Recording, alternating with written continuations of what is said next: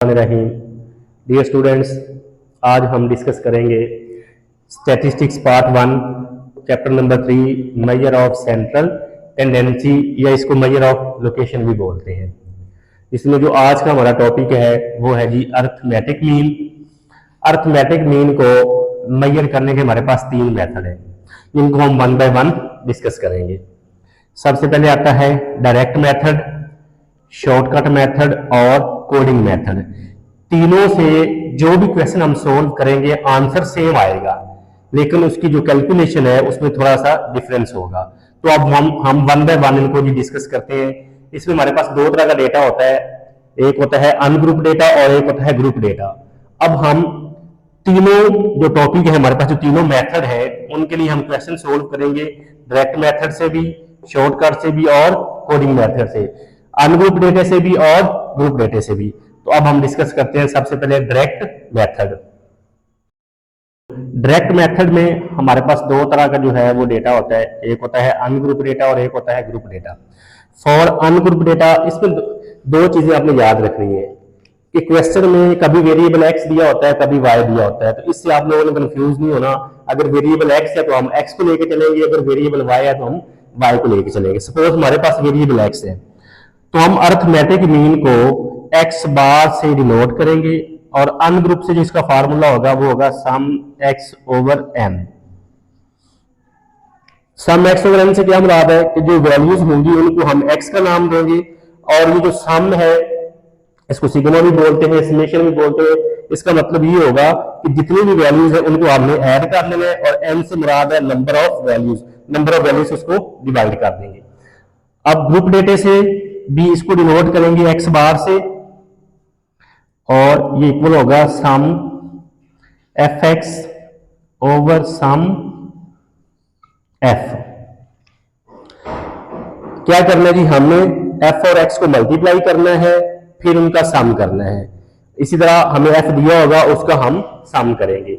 ये है direct method ungroup data से फॉर्मूला, और ये है ग्रुप डेटा से फार्मूला। अभी हम इसका क्वेश्चन करते हैं तो फिर आप इंशाल्लाह आपका जो कंसेप्ट है वो मजीद क्लियर हो जाए। करते हैं डायरेक्ट मेथड से, पहले हम करेंगे अनग्रुप डेटा से क्वेश्चन। क्वेश्चन है हमारे पास फाइंड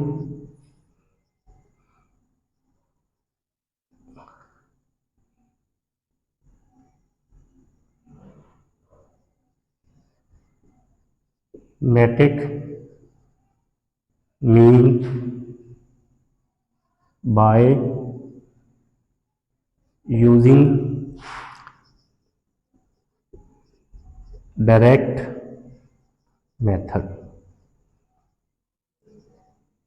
और डेटा जो है वो हमारे पास है जी 5, 7, 3, 8 और 12। अब इसमें कहीं भी आपको फ्रीक्वेंसी नजर नहीं आ रही, एफ नहीं है। जिस क्वेश्चन में भी एफ नहीं होगा वो हमारे पास अनग्रुप डेटा से क्वेश्चन होता है। अब मैं क्या करूंगा, इन वैल्यूज को या मैं एक्स का नाम दूंगा या वाई का। सपोज इन वैल्यूज को मैंने एक्स का नाम दे दिया, 5, 7, 3, 8 और 12।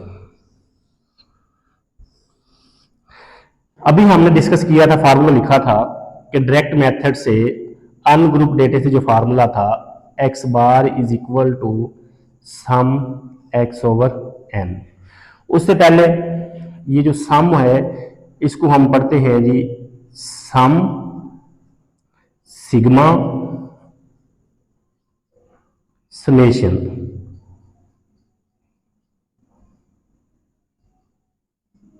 ये एक ग्रीक लेटर है, मतलब यूनानी जुबान का लफ्ज है,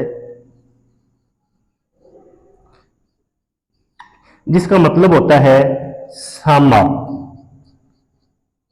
कि जितनी भी वैल्यूज हैं उनको हम ऐड करेंगे।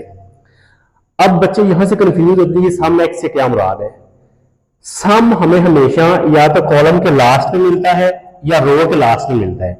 अब हमने वैल्यूज को लिखा है कॉलम की शक्ल में, ऊपर जो हेडिंग होगी उसी का हमें सम मिलेगा। ये एक्स है तो यहां पे हम लिखेंगे सम एक्स। सम एक्स का मतलब क्या है कि हमने इन तमाम वैल्यूज को ऐड कर लेना है। हम ऐड करते हैं जी इसको, पहली वैल्यू हमारे पास है 5 प्लस 7 प्लस 3 प्लस 8 प्लस 12। तो ये हमारे पास जो सम आ रहा है जी, ये आ रहा है 35। अब हम जाते हैं फार्मूले की तरफ। सम एक्स, ये पड़ा हुआ है 35। एन से मुराद है नंबर ऑफ वैल्यूज, तो ये कितनी वैल्यूज है 1 2 3 4 और 5। क्या करेंगे 35 को 5 से डिवाइड कर देंगे तो आंसर आएगा 7। तो ये आ गया जी एक्स बार। अच्छा, अब आपने चेक करना है जी आपका क्वेश्चन का आंसर जो ठीक है या गलत है। एक तो आपने ये याद रखना है कि जब भी हम डेटे को अरेंज करेंगे असेंडिंग ऑर्डर में या डिसेंडिंग ऑर्डर में, तो ये जो अर्थमेटिक मीन है ये ऑलमोस्ट सेंटर में आता है। एक तो ये चीज है कि आपने चेक करना है आपका क्वेश्चन ठीक है। ये दूसरा ये है कि जो भी आपके पास आंसर आएगा, आपके पास जो मिनिमम वैल्यू है उससे आंसर छोटा नहीं हो सकता। ये देखें जो 7 है ये 3 से ग्रेटर है, और उसके बाद जो आपके पास मैक्सिमम वैल्यू होगी उससे आंसर आपका बड़ा नहीं हो सकता। तो हमारे पास मैक्सिमम वैल्यू 12 है, ये 12 से छोटा है और 3 से बड़ा है और डेटे के कहीं सेंटर में आ रहा है। तो ये हमने क्वेश्चन फाइंड किया जी arithmetic mean by using direct method, और हमारे पास जो डेटा था वो अनग्रुप डेटा था। अब हम इसी का जो है वो क्वेश्चन करेंगे ग्रुप डेटे से, और कौन सा जो है मेथड यूज करेंगे, डायरेक्ट मेथड यूज करेंगे। क्वेश्चन करेंगे डायरेक्ट मेथड से, और डेटा हमारे पास जो है ग्रुप है। देखिए जी क्लासेस है हमारे पास 5 to 9,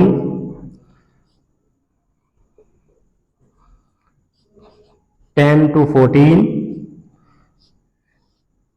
15 to 19, 20 से 24, और लास्ट वैल्यू जो है वो है 25 to 29। और एफ जो है वो है जी हमारे पास 3 है, 7 है, 2 है, 5 है और 8 है। और जी अब पहले हम इसका लिखेंगे formula, x bar is equal to sum F x over sum f. अभी हमने डिस्कस किया था जी सम का मतलब होता है मजमूआ। अब हमें एफ दिया हुआ है, इसका हम सम करेंगे, जो हेडिंग है उसी का हमें सम मिलेगा। यहां से हमें जो सम मिलेगा वो एफ का सम मिलेगा। 7 और 10 और 12 और 5 17 और 8 25। ये देखें जरा एफ का सम जो है वो हमारे पास 25 है। ऊपर हमें चाहिए एफ एक्स का सम। ये सिग्मा को एक दफा भूल जाए, ये देखिए लिखा हुआ है एफ और एक्स, मतलब एफ को आपने एक्स से मल्टीप्लाई करना है। एफ है हमारे पास, एक्स नहीं है। जब तक एक्स नहीं होगा एफ से मल्टीप्लाई नहीं हो सकता। तो पहले हम एक्स फाइंड करेंगे, और एक्स के 2-3 नाम है, ये आपने याद रखने हैं। ये मैं यहां पे लिख भी देता हूं। एक्स को हम क्लास मार्क भी बोलते हैं, और इसी को हम मिड पॉइंट भी बोलते हैं, और एक्स भी कहते हैं। और ये कैसे हम फाइंड करेंगे जी, lower limit plus upper limit divided by 2। एक मैं कर देता हूं, बाकी मैं फिर डायरेक्ट करूंगा। मतलब क्या है 5 प्लस 9 ओवर 2, तो आंसर आएगा 7। इसी तरह 10 प्लस 14 डिवाइडेड बाय 2, तो ये आ गया 12। आगे 17, 22 और 27। अब देखिए हमारे पास x आ गया, हमें चाहिए था एफ एक्स का सम। ये f है, ये x है, हम f की फर्स्ट वैल्यू को x की फर्स्ट वैल्यू से मल्टीप्लाई करेंगे, और कॉलम हमारे पास आएगा जी एफ एक्स। 3 7 21, 7 12 96, 2 17 34, 5 22 110, और 8 को 27 से मल्टीप्लाई करेंगे जी।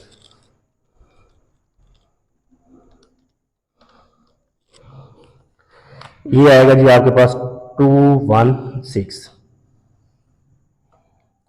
अच्छा ये देखें x का सम हमें नहीं चाहिए, इसके नीचे लिखेंगे बार।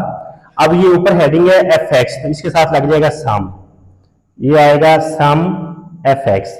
अब हम इन वैल्यूज को ऐड कर लेंगे। 21 96, 34, 110 और 216। ये हमारे पास जो सम आ रहा है ये आ रहा है जी 477। तो ऊपर क्या आएगा 477 डिवाइडेड बाय 25। अब इसको हम डिवाइड करेंगे 25 से, तो ये हमारे पास आंसर आ रहा है जी 19.08। अब हम देखते हैं कि हमने जो काम किया है वो ठीक किया है।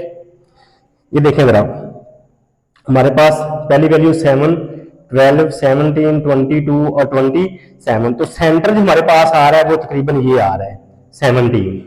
मतलब जो आंसर आएगा 12 से छोटा नहीं हो सकता, 22 से बड़ा नहीं। एक और चीज अभी मैंने आपको बताया था जब हमने अन्य ग्रुप से क्वेश्चन किया था कि मिनिमम वैल्यू से आंसर छोटा नहीं हो सकता और मैक्सिमम वैल्यू से आंसर बड़ा नहीं हो सकता। तो ये देखिए हमारा आंसर आ रहा है 19.08।